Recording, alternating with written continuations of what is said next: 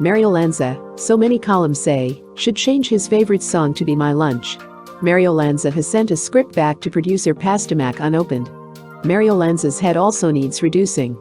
How big can you get? The vicious whispering campaign against Mario, whispering, my hat, bellowing would be more like it, started during the production of The Great Caruso. It reached an explosive climax when Mario refused to make Because You're Mine, originally titled The Big Cast.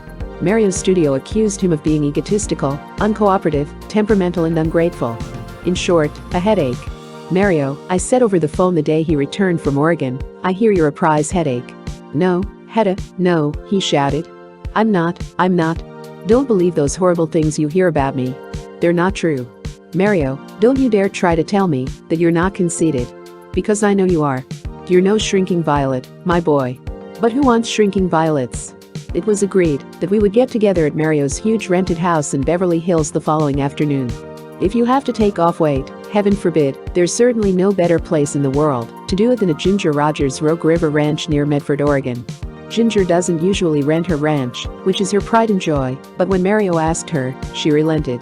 With his attractive wife, Betty, his manager, Sam Weiler, and his press agent, Jack Keller, he spent 4 weeks there. He rode horseback, he chopped wood, he fished, and he sweated over woodland trails in a heavy rubber-reducing suit. When he left Hollywood he weighed 234 pounds. He was down to 204 when he returned. 190 pounds is his goal. He swears to me that he will keep his weight down to this figure if it kills him. Well, Mario, I said, after his big effusive Italian hug, what about this hassle with your studio? Who's calling whom what? As if I didn't know. Peace has been declared, and peace, it's wonderful, said Mario happily. We got together. They admitted their mistakes. I admitted mine. And now we're friends. It was like this, Hedda. When I read the script of Because You're Mine I didn't like it. However, for the records, when that item appeared in the columns that I had sent the script back to Joe Pasternak unopened, I hadn't even received it. I'd never do a rude thing like that. But eventually I did get it, and when I read it, I knew it was not for me. I just couldn't follow Caruso with that turkey. How do I get out of it? I thought. I racked my brain. I know, I'll be the male Judy Garland. The studio took Judy out of a picture when she became overweight. I started eating everything rich, something I like to do anyway, and soon I had gone up to 200 pounds. But the studio kept saying, you look wonderful, we'll start the picture next week. Hedda, I looked awful. And I realized I had figured it all wrong. I couldn't let the public see me so fat. And I couldn't do that picture. I had the nervous gym jams. I was moody, irritable. And then my wonderful wife Betty took charge. She asked the big boys at the studio, Dor Sherry, Eddie Mannix and Joe Pasternak, to come to our house, one by one, so we could get to know each other better. The afternoon Dor came. He said he could only stay a few minutes. Look, you goon, I said. I want to be your friend. I like you. I want you to like me. He stayed 3 hours. Dor and I discovered we have much in common, Mario continued. Dor Sherry is his boss now that Louis B. Mayer has left the studio. We have the same background. We were brought up in poor neighborhoods of big cities and we learned when we were kids that we had to fight for everything we got in this world. As kids our instinct was to fight first and think later. The only trouble is, Mario grinned, I still fight first and think later. It was agreed finally that Mario would be given 8 weeks in which to get into picture trim and that the script of Because You're Mine would be rewritten. Mario is on a high-protein diet. This is a real hardship for a fun-loving, food-loving fellow like Mario. I made a mistake in letting myself get so fat, Mario says with a sigh. I've made a lot of mistakes, but things happen so fast. My greatest fault, Hedda, is that I do everything too much. That I believe. There's nothing halfway about you, Mario. Mario believes that much of his bad publicity stems from the boys at the studio who do not like him.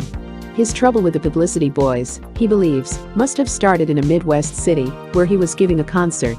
The studio press agent, 2,000 miles from home base, imbibed rather freely, and Mario had to shove him none too gently out of the auditorium. He returned to the studio with his knife sharpened. Mario also got off to a bad start with others of his fellow workers when he promised to sing at the studio party given by the technicians. He was in the midst of production of Toast of New Orleans at the time. It was a cold, raw day and all day Mario had done one take of a scene which showed him being hauled out of the studio tank. By 3 o'clock his voice was getting hoarse. Look, Joe, he said to the producer, I've got to sing at the studio party tonight. Let me go home and dry out. "It's more important that I get a scene finished than that you sing for the studio boys," said Pasternak. It was arranged with Catherine Grayson that she would make a lengthy announcement at the party explaining that Mario had been dunked all day and was completely waterlogged. But instead, Catherine merely said, "Mario can't be here tonight." The technicians didn't like it. Mario was a snob and a stuffed shirt, they thought. He could sing at producers' parties, but he couldn't sing at theirs. Oh, I said, "So that's what started your feud with Catherine Grayson?" "No, Hedda, it isn't true," Mario insisted. "Catherine is one of my wife's best friends. I like her very much. And besides, I'm sentimental. I'll always have a soft spot in my heart for Catherine because she was in my first 2 pictures." Actually, Mario hadn't sung at producers' parties for some time. Though I can see why the grips and technicians were pretty sore. As soon as a studio signs a player on a term contract, they immediately assume that they own him lock, stock, and barrel. Soon after he signed with Metro, Mario was asked to sing at 8 of Louis B. Mayer's parties. Mario's motto is, "Don't put it in the living room, put it on the screen." But he wanted to be agreeable. Right away, other producers and directors started asking him to sing at their parties. His real blow-up came one night when Mario was having some of his good friends in for one of Mom's spaghetti dinners.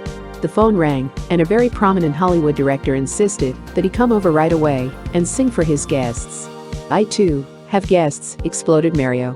"Why don't you come over here and amuse my guests by directing a picture?" It was thereby decided by many of the Metro biggies that Mario was uncooperative and ungrateful. Last fall, Mario, making his first radio appearance on my air show, sang "Be My Love." That started the avalanche. Over 1 million records of "Be My Love" have been sold since then. On tour, Mario wrote me, "I am eternally grateful to you, Hedda." And, I believe him. When he was given a gold record for the 1 millionth sale, he would allow no one to present it but myself. "I read in an article lately," I said, "that an army buddy of yours, Johnny Silver, told a magazine writer that when you were at the airbase at Marfa, Texas, you didn't take a bath for 6 months and you didn't change your socks for 6 months. True or false?" "Hedda," said Mario quietly, "have you ever seen anybody who hasn't taken off his socks for 6 months? I'd like to see socks that hold up that well." It said in the same article that Johnny Silver pasted your name on a Frederick Jagel record and not a Caruso record and played it for Peter Lind Hayes when he was recruiting soldier talent for an Army Air Force show. "So help me, Hedda, it was a Caruso record. And I pasted the label on it." Mario is hurt that some of his former pals have turned against him in print. Most of them were friends to whom he had loaned money after he had gotten into the chips. "I even cooked steaks for them," added Betty indignantly when one of his former pals was approached by a reporter. He is supposed to have said, "I wouldn't have a thing to say about that son of a so-and-so." It could well be this man was extremely disappointed because Mario didn't get him a part in Caruso. "I tried to get a lot of the boys' parts in my films," said Mario. "But Joe Pasternak has his own ideas about casting. Why should these guys turn on me?" "There's only one word for it, Mario," I said. "Jealousy." Our conversation was interrupted by the appearance of Mario's 2 little girls, Colleen and Alyssa, all dressed up in ribbons and bows to see Aunt Hedda.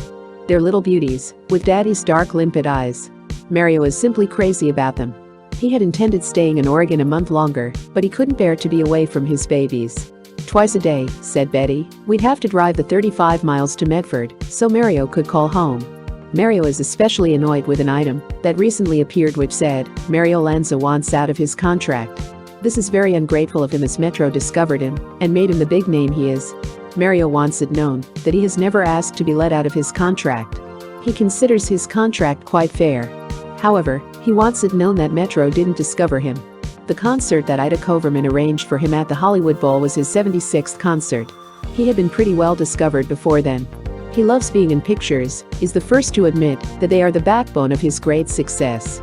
Pictures travel all over the world, and so fast.